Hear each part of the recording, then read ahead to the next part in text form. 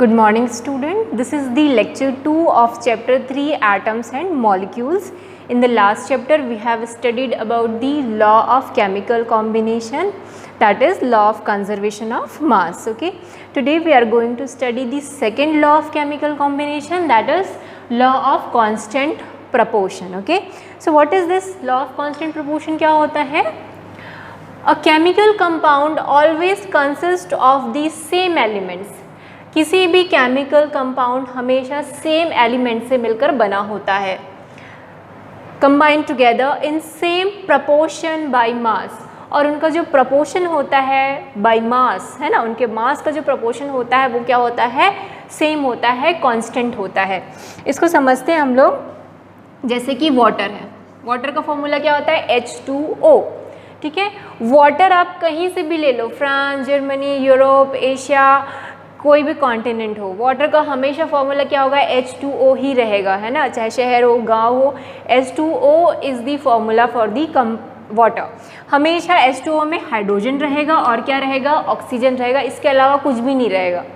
ठीक है, सो वही बोल रहे हैं कि जब कोई भी केमिकल कंपाउंड है उसमें वो हमेशा सेम टाइप के एलिमेंट से मिलकर बना होता है। जैसे वाटर है वो हमेशा हाइड्रोजन और किससे मिलकर बना होगा, ऑक्सीजन से मिलकर बना होगा। अगर CO2 बोलूँ तो CO2 हमेशा कार्बन और किससे मिलकर बना होगा, ऑक्सीजन से। जो केमिकल कोई भी कंपाउंड है उसके एलिमेंट्स जो हैं वो हमेशा सेम होते हैं, and they also combine in a same proportion by mass, उनका प्रपोर्शन भी सेम होता है। जैसे कि अगर आपको चाय बनाना है, सपोज चाय बनाने के लिए बाय चांस, ऐसा ज़रूरी नहीं है, क्या होता है, सपोज़ 1 स्पून शक्कर लगता है, 1 कप मिल्क लगता है और 1 चम्मच आप चाय पत्ती डालते हैं, तभी चाय बनेगी। अगर इसके अलावा कोई और प्रपोर्शन लिया तो चाय नहीं बनेगी। मतलब उनका प्रपोर्शन बाय मास क्या होना चाहिए, सेम होना चाहिए, तभी चाय बनेगी, नहीं तो नहीं बनेगी। वैसा केस वाटर में होता है। क्या बोलते हैं, वाटर कब बनेगा, वाटर कब बनेगा, जब जो मास रेशियो है ऑक्सीजन और हाइड्रोजन का क्या होगा, 1:8 होगा। ठीक है, hydrogen and oxygen combine in the ratio 1:8 by mass. Okay, तो जब हाइड्रोजन और ऑक्सीजन 1:8 रेशियो में कंबाइन करेंगे तभी वाटर का फॉर्मेशन होगा। इसका क्या मतलब है कि जब 1 ग्राम हाइड्रोजन जो है will react with 8 gram of oxygen, then water will form, तभी क्या होगा, वाटर बनेगा, अदरवाइज वाटर नहीं बनेगा। कौन से रेशियो में कंबाइन होना चाहिए, 1:8 रेशियो में कंबाइन होना चाहिए। ठीक है, क्या बोल रहे हैं, कोई भी केमिकल कंपाउंड जब बनता है तो उसके जो एलिमेंट्स हैं उनका मास रेशियो क्या होना चाहिए, कांस्टेंट होना चाहिए, या कांस्टेंट होता है, चाहिए नहीं, होता ही है। उनका मास रेशियो कांस्टेंट होता है। मतलब अगर वाटर बनाना है तो हमको 1 ग्राम हाइड्रोजन चाहिए होगा, 8 ग्राम ऑक्सीजन चाहिए रहेगा, तभी क्या बनेगा, वाटर बनेगा। 1 ग्राम ये, 8 ग्राम ये, तो वाटर कितना बनेगा, 9 ग्राम बनेगा, क्योंकि mass of reactant is equal to mass of product, ये हम लास्ट क्लास में पढ़ चुके हैं, है ना। जो रेशियो है इनका हमेशा क्या होना चाहिए, 1:8 होना चाहिए।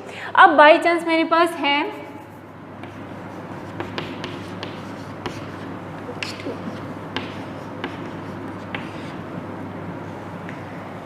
मेरे पास है 2 ग्राम हाइड्रोजन। ठीक है, मेरे पास है 2 ग्राम हाइड्रोजन, तो मुझे कितना ग्राम ऑक्सीजन चाहिए ताकि मुझे वाटर मिल जाए, कितना होगा आप खुद सोचिए। 1 ग्राम हाइड्रोजन है तो 8 ग्राम ऑक्सीजन लगता है, क्योंकि इनका हमेशा रेशियो क्या होना चाहिए, 1:8। तो 2 ग्राम हाइड्रोजन है तो मुझे कितना लगेगा, 16 ग्राम ऑक्सीजन, तभी मुझे क्या मिलेगा, 18 ग्राम वाटर मिलेगा। देखो इनका मास रेशियो देखो ना, मास रेशियो 2/16, 1:8। इनका मास रेशियो हमेशा क्या आएगा, 1:8 होगा। उसी रेशियो में ये कंबाइन करेंगे और क्या बनाएंगे, कंपाउंड का फॉर्मेशन करेंगे। ठीक है, अब सपोज मेरे पास 2 ग्राम हाइड्रोजन है पर 18 ग्राम ऑक्सीजन है, तो अब मुझे कितना वाटर मिलेगा, क्या वाटर का फॉर्मेशन होगा, पहले तो बताओ, वाटर का फॉर्मेशन होगा। मेरे पास 2 ग्राम हाइड्रोजन है, 18 ग्राम ऑक्सीजन है, तो क्या वाटर का फॉर्मेशन होगा, बिल्कुल होगा, वाटर का फॉर्मेशन होगा। क्या होगा, 2 ग्राम जो हाइड्रोजन है वो क्या करेगा, सिर्फ 16 ग्राम ऑक्सीजन के साथ रिएक्ट करेगा। क्या करेगा, 2 gram hydrogen will react with 16 gram of oxygen and form 18 gram of water. ठीक है, 2 ग्राम जो है 16 ग्राम के साथ कंबाइन किया तो बाकी ऑक्सीजन क्या हो गया, 2 ग्राम बच गया। तो क्या होगा, 2 gram oxygen will be left unreacted. ठीक है, 2 gram oxygen will left unreacted. Unreact मतलब उसका यूज़ ही नहीं होगा, वो वैसी का वैसे ही बीकर में बच जाएगा। ठीक है, क्योंकि हमेशा कैसे कंबाइन होते हैं, हाइड्रोजन ऑक्सीजन 1:8 के रेशियो में ही कंबाइन होते हैं। भले ही इसका 18 ग्राम है तो क्या हुआ, ये क्या करेगा, हाइड्रोजन 2 ग्राम हाइड्रोजन जो है वो सिर्फ 16 ग्राम ऑक्सीजन के साथ ही रिएक्ट करेगा, क्योंकि इनका जो रेशियो है 1:8 हमेशा होना चाहिए। समझ में आ रहा है क्या बोल रहे हैं, कि जो हाइड्रोजन और ऑक्सीजन का रेशियो है, मास रेशियो हमेशा क्या होना चाहिए, 1:8 होना चाहिए। पर अगर मेरे पास 2 ग्राम हाइड्रोजन है और 18 ग्राम ऑक्सीजन है तो क्या करेगा, 2 ग्राम हाइड्रोजन सिर्फ 16 ग्राम ऑक्सीजन के साथ ही रिएक्ट करेगा, बाकी का 2 ग्राम ऑक्सीजन क्या हो जाएगा, बच जाएगा। ठीक है, इट विल लेफ्ट अनरिएक्टेड और मुझे कितना मिलेगा, 18 ग्राम वाटर मिलेगा। So 2 gram it will be left unreacted, मतलब वो बच जाएगा, है ना, बच जाएगा, समझते हैं। तो इस तरीके से ये रिएक्शन होता है, इसका मतलब है कांस्टेंट प्रोपोर्शन। सो क्लियर हुआ क्या होता है, a chemical compound always consist of the same element. किसी भी कंपाउंड में सेम एलिमेंट होते हैं हाइड्रोजन और ऑक्सीजन के, और क्या होगा, उनका जो मास रेशियो है वो हमेशा कांस्टेंट होगा। ठीक है, उनके मास रेशियो में कोई चेंज नहीं होगा, वो हमेशा सेम मास रेशियो में कंबाइन करेंगे। मतलब अगर 1 ग्राम ऑक्सीजन है तो हमको 1 ग्राम हाइड्रोजन है। ठीक है, अगर मेरे पास 1 ग्राम हाइड्रोजन है तो मुझे 8 ग्राम ऑक्सीजन चाहिए। 2 ग्राम है तो मुझे कितना चाहिए, 16 ग्राम। अगर 3 ग्राम है तो मुझे कितना चाहिए होगा, 24 ग्राम, क्योंकि उनका रेशियो क्या होना चाहिए, 3/24 कितना होगा, 1:8 होगा कि नहीं। तो ऑक्सीजन और हाइड्रोजन का जो मास रेशियो है वो हमेशा कितना आना चाहिए, 1:8 आना चाहिए। तो 3/24 कितना हुआ, 1:8 हुआ कि नहीं। सो जो हाइड्रोजन और ऑक्सीजन है हमेशा कैसे कंबाइन करते हैं, 1:8 में। ठीक है, वैसे ही दूसरा एक एग्जाम्पल है अमोनिया का। ठीक है, जो अमोनिया है, पहले इसको नोट डाउन कर लो आप, अमोनिया का एग्जाम्पल देखते हैं। ठीक है, सो जो इन अमोनिया का फॉर्मूला क्या होता है, अमोनिया का फॉर्मूला होता है NH3। ठीक है, in ammonia nitrogen and hydrogen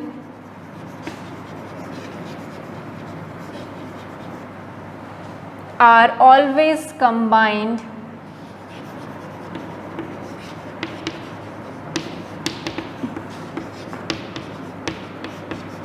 in the ratio 14:3 by mass। हर एक कंपाउंड के लिए अलग अलग रेशियो होता है। ठीक है ना, वाटर बनाने के लिए हमको हाइड्रोजन का मास रेशियो क्या चाहिए, हाइड्रोजन और ऑक्सीजन का 1:8 चाहिए।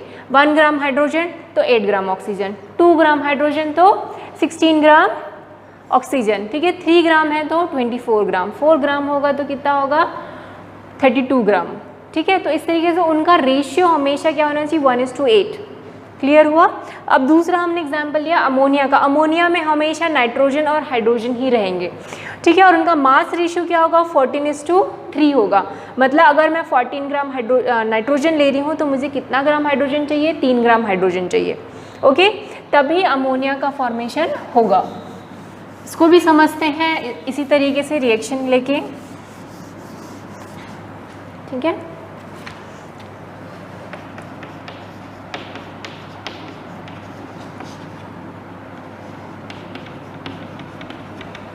क्या मतलब हुआ, 14 gram of nitrogen react with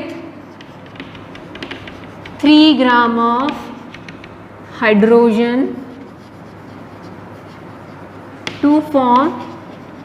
अब अमोनिया कितना बनेगा, अगर ये 14 है, ये 3 ग्राम है ना, अगर नाइट्रोजन में पास 14 ग्राम है और हाइड्रोजन 3 ग्राम है तो अमोनिया कितना बनेगा 17 ग्राम, क्योंकि mass of reactant is equals to mass of product. ठीक है, अब बाई चांस मेरे पास 18 ग्राम अमोनिया नाइट्रोजन है। ठीक है, मेरे पास कितना है 18 ग्राम नाइट्रोजन है। सो 18 ग्राम नाइट्रोजन कितने ग्राम हाइड्रोजन के साथ रिएक्ट करेगा बताइए? 18 नहीं 28 ग्राम, सॉरी। अगर मेरे पास 28 ग्राम नाइट्रोजन है, ठीक है, नाइट्रोजन कितना है 28 ग्राम, तो मुझे कितना हाइड्रोजन चाहिए रहेगा? सोचिए आप, 14 ग्राम है तो 3 ग्राम चाहिए रहता है। अगर मेरे पास 28 ग्राम है तो कितना चाहिए रहेगा? 6 ग्राम।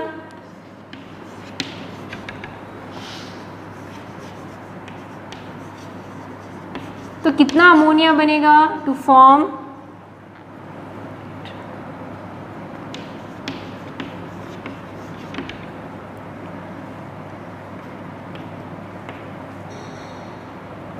34 ग्राम ऑफ अमोनिया। ठीक है, तो समझ में आया? देखो यहाँ भी रेशियो देखो 14:3 था, अब यहाँ रेशियो क्या है 28:3।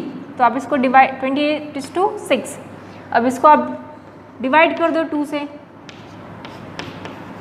तो कितना आ गया?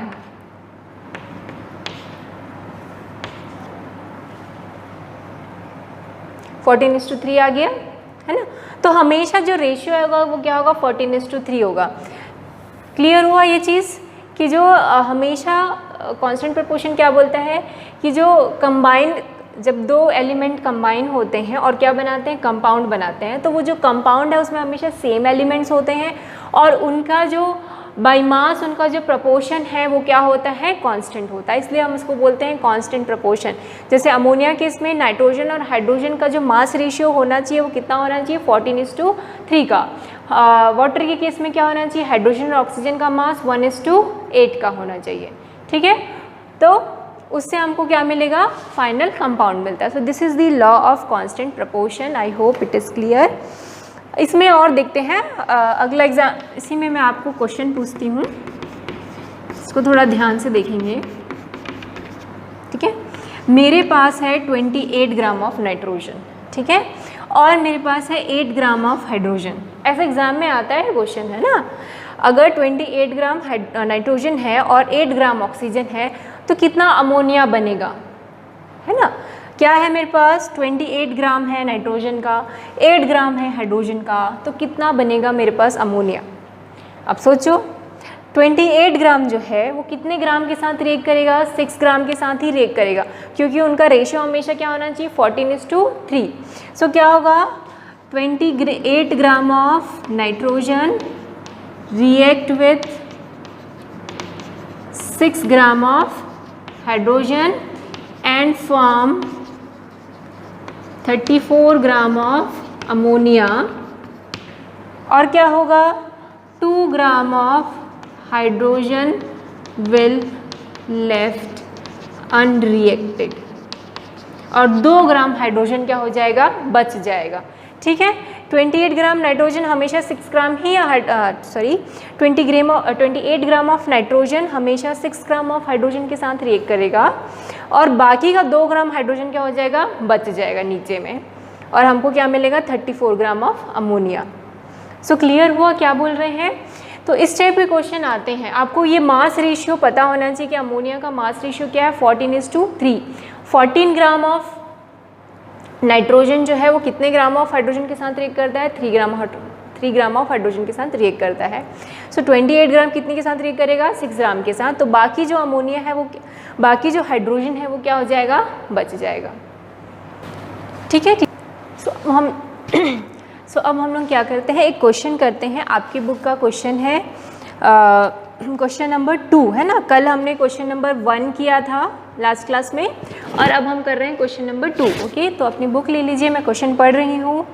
Hydrogen and oxygen combine in the ratio of 1:8 by mass to form water.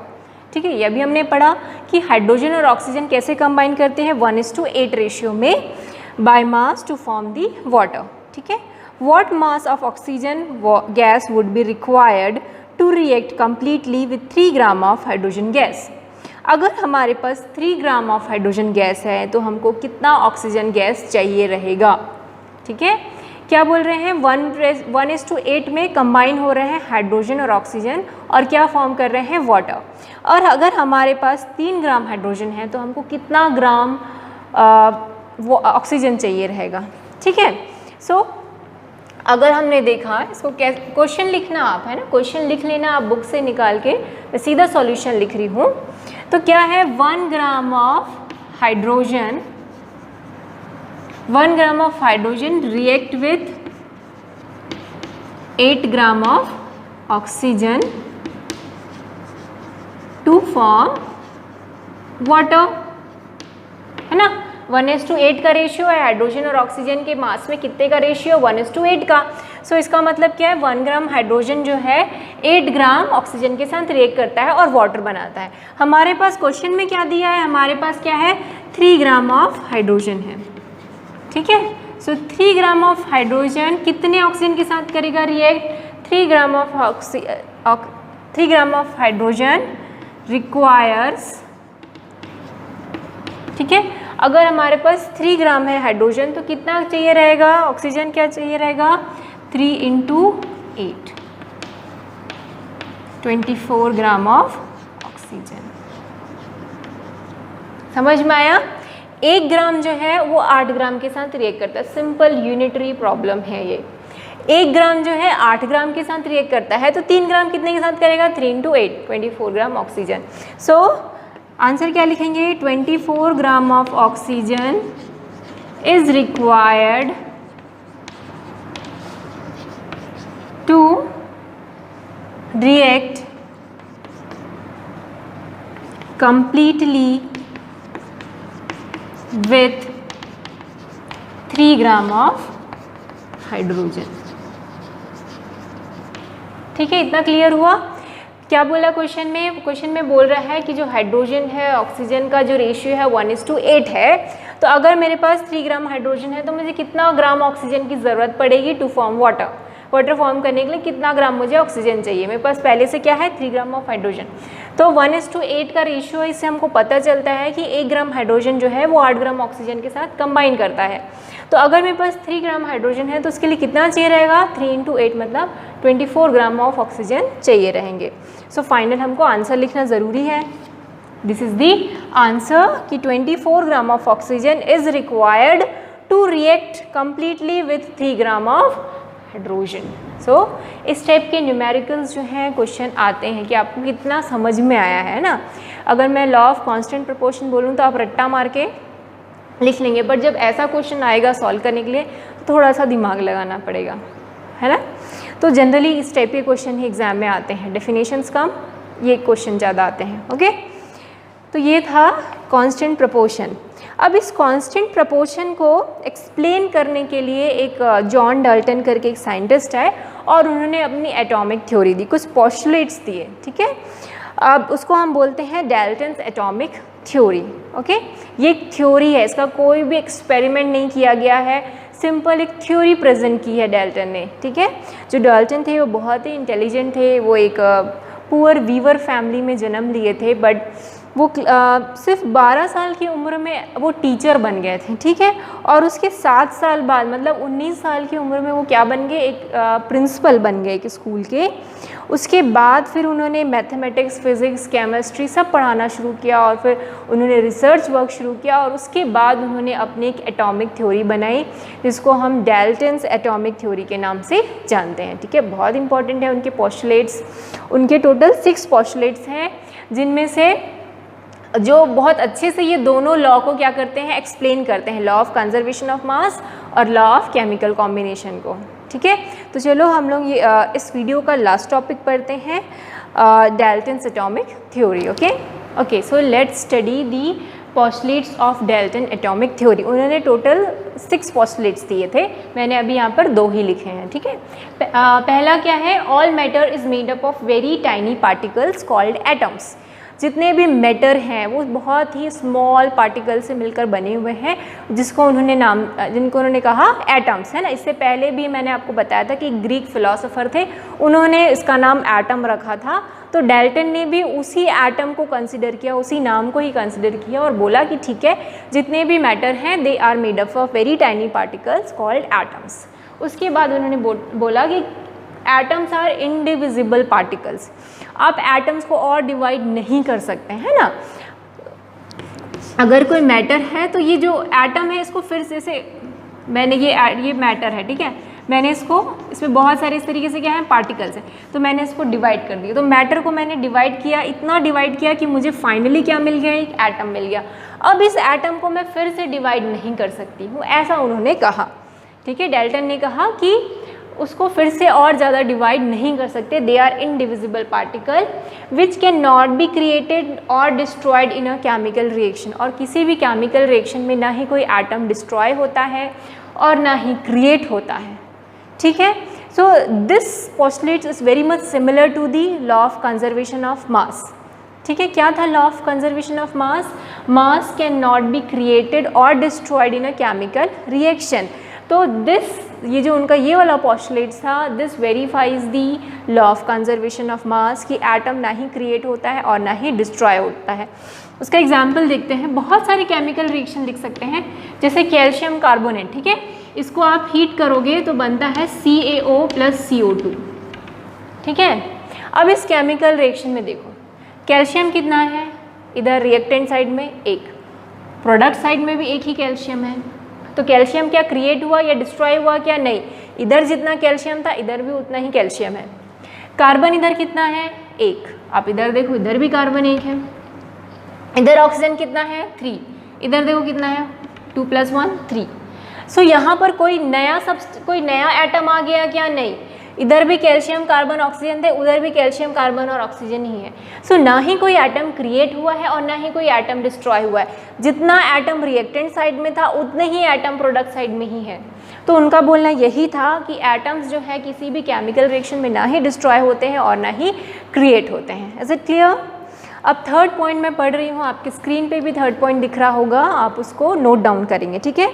Atoms of a given elements are identical in mass and chemical properties.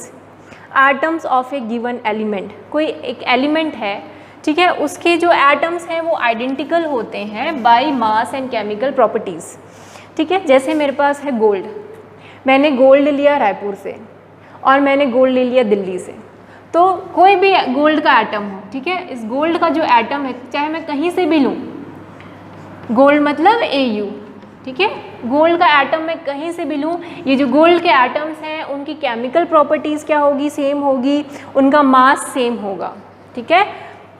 अगर मैं आयरन का एग्जांपल लूँ, आयरन लिखते हैं, ठीक है।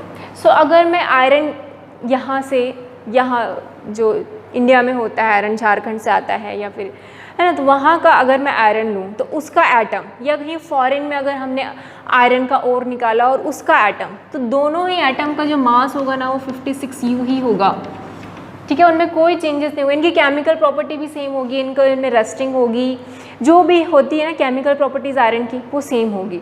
सो कोई भी एटम अगर वो सेम टाइप का है, ठीक है, अगर वो सेम एलिमेंट का एटम है, जैसे ये दोनों ही एटम किसके हैं? Fe के, Fe मतलब आयरन, ठीक है। अगर ये दोनों ही एटम आयरन के हैं तो इनका मास सेम होगा, इनकी केमिकल प्रॉपर्टीज सेम होगी, ठीक है। तो ये हुआ थर्ड पॉइंट, क्लियर हुआ ये कि atoms of a given elements are identical in mass and chemical property. अगर मेरे पास दो आयरन के टुकड़े हैं और दोनों अलग अलग जगह से लाए गए हैं, फिर भी इसे उनके जो एटम्स हैं उनका मास सेम होगा और उनकी प्रॉपर्टीज़, केमिकल प्रॉपर्टीज़ भी सेम होंगी। Okay, fourth point, atoms of different element have different masses and chemical properties. Atoms of different elements, अब मेरे पास दो एलिमेंट हैं, एक नाइट्रोजन का है और एक ऑक्सीजन है। ये नाइट्रोजन का एटम है और ये ऑक्सीजन का एटम है, ठीक है। ये एटम नाइट्रोजन का है, ये एटम ऑक्सीजन का है, तो इनकी केमिकल प्रॉपर्टीज़ अलग अलग होंगी, इनका मास भी अलग अलग होगा। आप आगे जाके पढ़ेंगे कि नाइट्रोजन का जो मास है वो 14U होता है और ऑक्सीजन का मास होता है 16U, ठीक है। ऑक्सीजन का मास कितना होता है 16U और नाइट्रोजन का मास होता है 14U। तो अगर दो डिफरेंट एलिमेंट हैं तो दो डिफरेंट एलिमेंट का मास क्या होगा, अलग अलग होगा। ऐसा किसने कहा, डाल्टन ने। बट आगे जाके हम देखेंगे कि दिस इज़ नॉट ट्रू।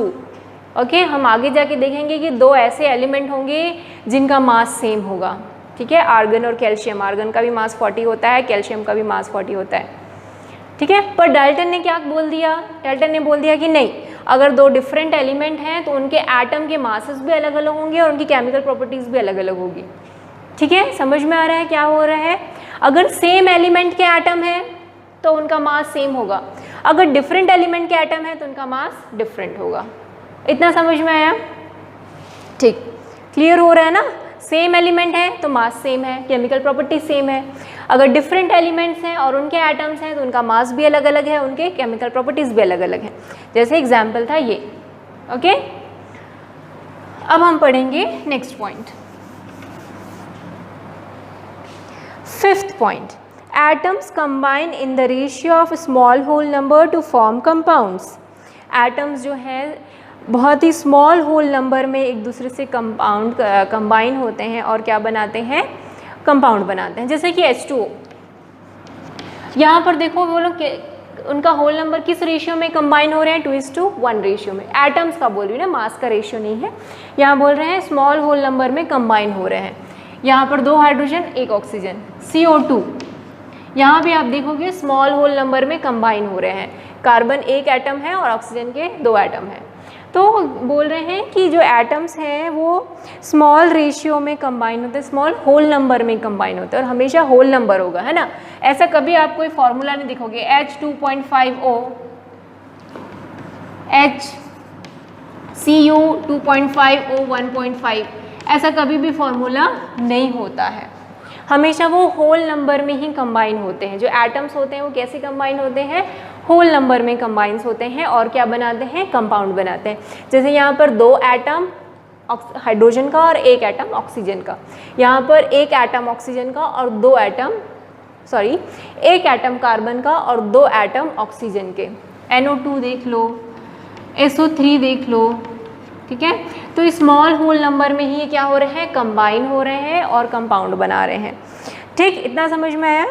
आखिरी का पॉइंट जो बहुत इंपॉर्टेंट है, the relative number and kinds of atoms are constant in a given compound. Relative number and kinds of atom, relative number and kinds of atom are constant in a given compound. कोई भी compound जो है, अगर कोई given compound है तो उसमें जो एटम्स होंगे वो कांस्टेंट होंगे और उनका रिलेटिव नंबर भी क्या होगा, कांस्टेंट होगा। क्या मतलब हुआ, इसका मतलब ये हुआ कि अगर मेरे पास कोई गिवन कंपाउंड है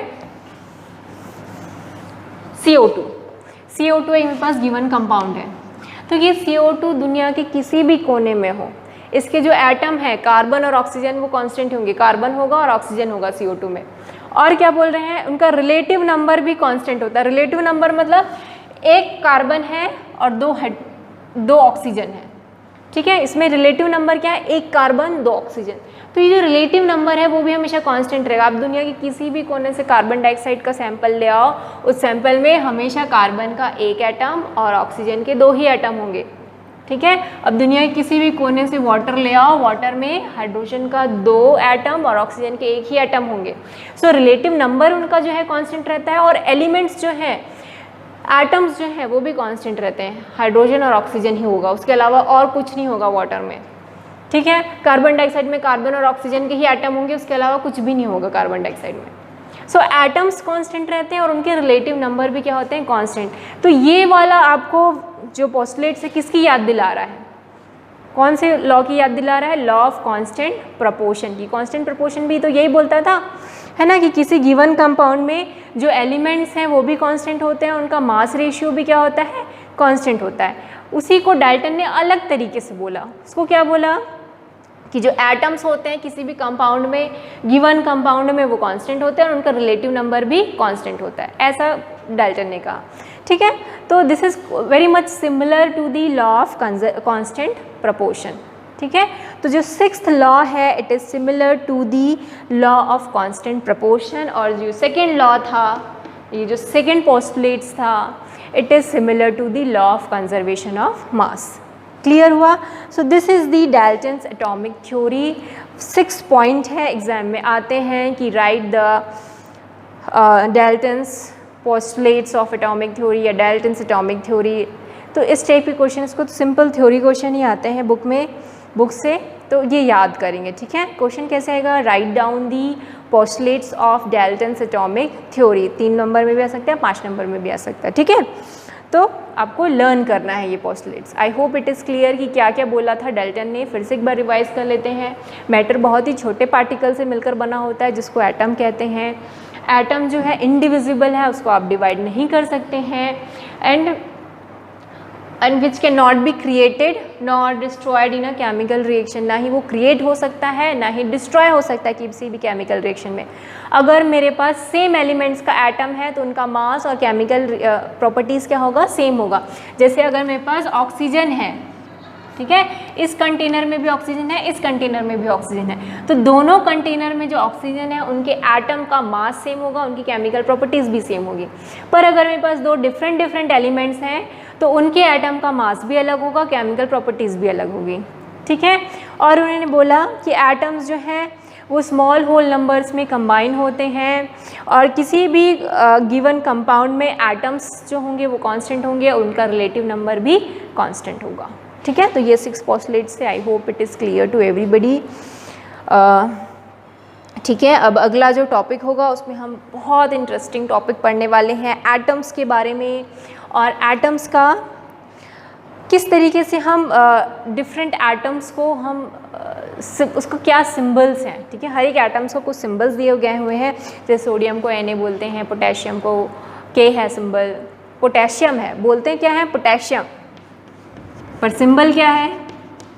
K। ऐसा क्यों? पोटेशियम में तो कहीं भी K नहीं आता, फिर इसका सिंबल K क्यों है? सोडियम का सिंबल है Na, ठीक है, बट सोडियम में तो Na आता ही नहीं, फिर इसका सिंबल Na कैसे हुआ? ये सब कुछ इंटरेस्टिंग टॉपिक है जिस पे हम लोग बात करने वाले हैं। ठीक है, अगले क्लास में, और एटॉमिक मास के बारे में बात करेंगे। जो एटम है उसका एटॉमिक मास कितना होता है, वो सब जो बहुत इम्पॉर्टेंट है। ठीक है, सो पढ़िए अच्छे से, और ब्लैक बोर्ड में जितनी भी चीज़ें रहती हैं उसको नोट डाउन कीजिए। आप जो क्वेश्चन है उसको बुक से नोट डाउन कीजिए और उसको सॉल्व कीजिए। ठीक है, क्योंकि नोट्स आपको ही बनाना है। मैं अगर नोट्स भेज देती हूँ तो you people simply copy that notes, you don't watch the video, you don't want to understand the topic, that is the problem. इसी वजह से ये डिसीजन मैंने लिया है कि मैं आपको ब्लैक बोर्ड में ही सब कुछ दूँगी, आपको उसी से नोट करना होगा। ठीक है, कोई डाउट हो तो just let me know. Thank you.